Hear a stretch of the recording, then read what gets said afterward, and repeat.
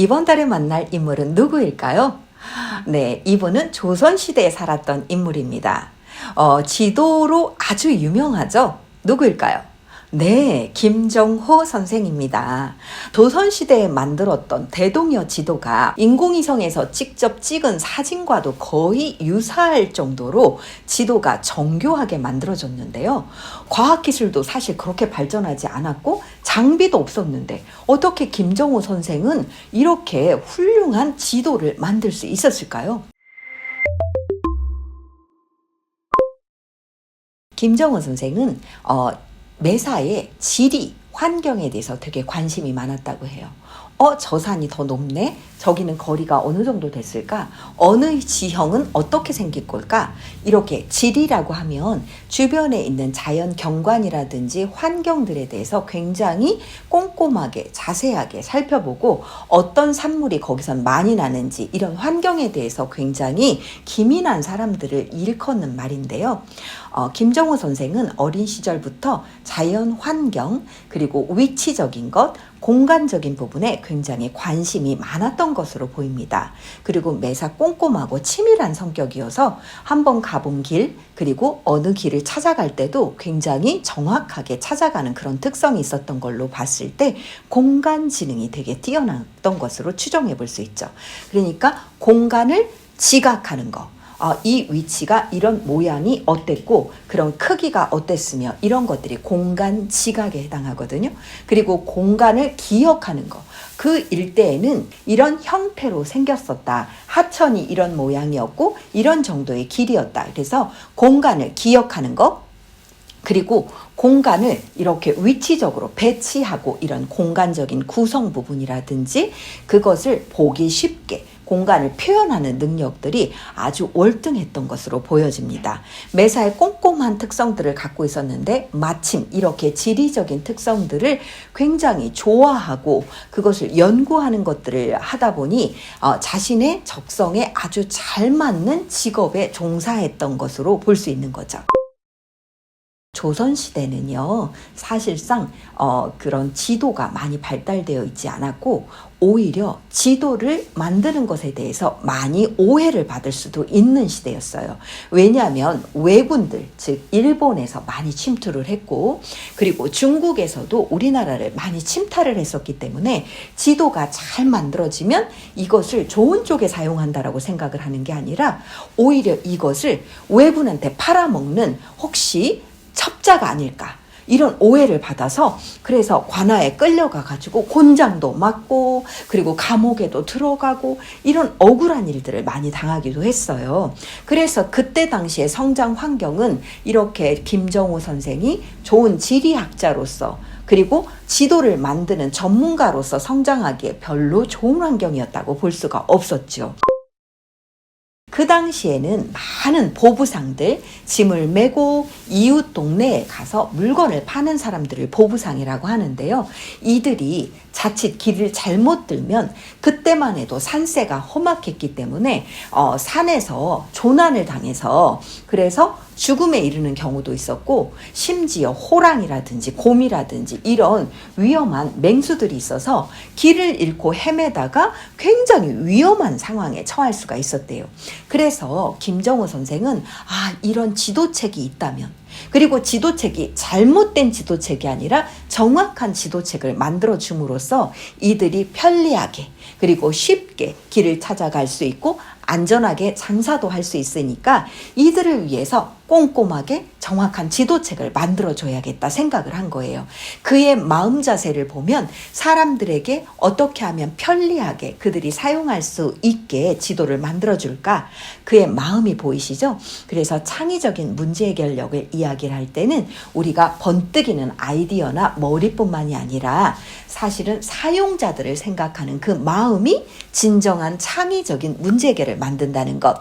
그의 마음 자세가 그의 특별한 대동여 지도를 만들어냈다는 점. 이 점을 여러분이 기억해 주시면 좋을 것 같습니다. 그의 대동여 지도를 보면 굉장히 재미난 부분들이 많이 나옵니다.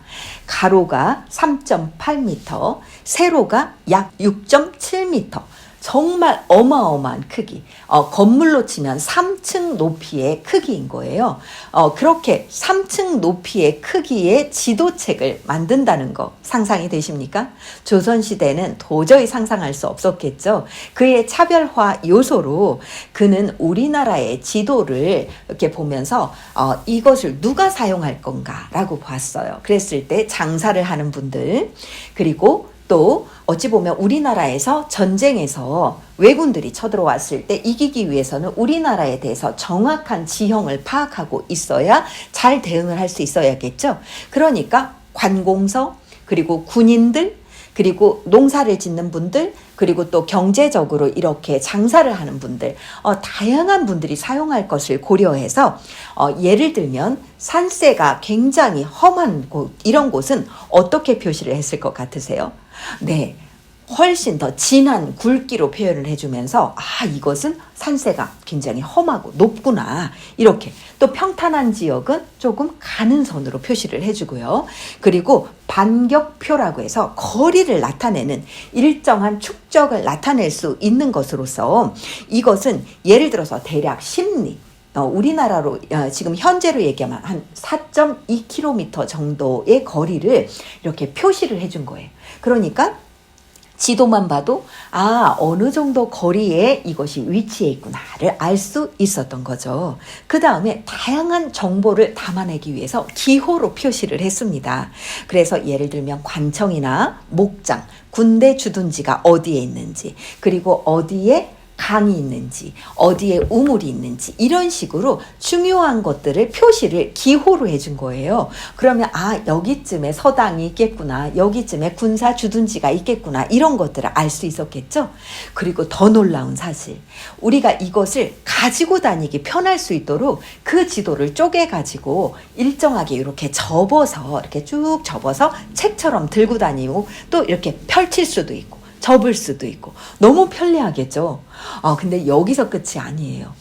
백성들이 이것을 쉽게 사용하려고 그러면 지도를 구하는 게 너무 어렵고 비싸다면 이것을 구해서 사용할 수가 없겠죠. 그것을 대비해서 목판에다가 지도를 새긴 거예요.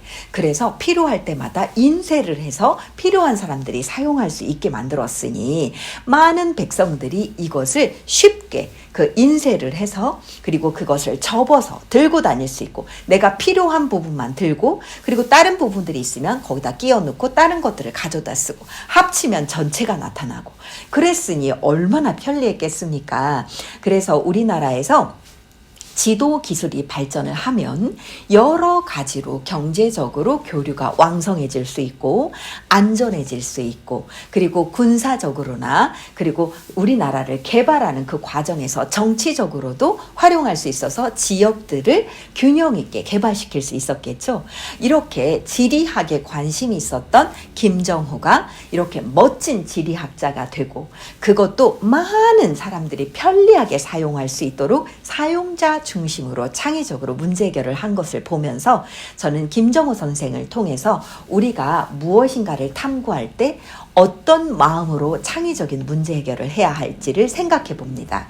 그래서 공간 지능에 인간 친화 지능이 섞여 있을 때, 그리고 논리 수학 지능이 뒷받침을 했을 때 얼마나 많은 사람들에게 편리하고 유익한 창의적인 문제 해결을 할 수 있는지를 생각해보는 기회가 되었으면 좋겠습니다. 여러분, 이번 달도 공간지능과 관계가 있는 스카이메이트를 여러분들께 초대해 도움을 드릴 예정입니다. 여러분들, 이번 달 스카이인턴십에서는 공간지능을 멋지게 활용했던 인물들을 여러분들에게 소개를 해서 여러분이 가진 소중한 공간지능과 그것이 인간친화지능과 합쳐져서 멋지게 좋은 재능으로 펼쳐질 수 있도록 지원해 드리도록 하겠습니다. 경청해 주셔서 감사합니다.